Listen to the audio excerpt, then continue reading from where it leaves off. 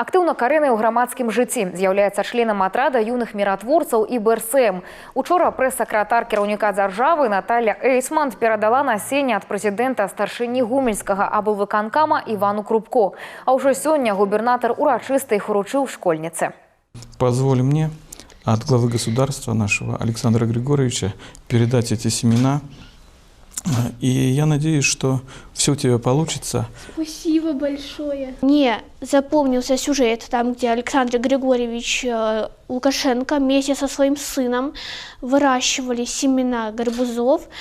И когда они уже вырастили, в результате они передали в детский дом-интернат бедным детям-сиротам. И я хочу последовать примеру Александра Григорьевича.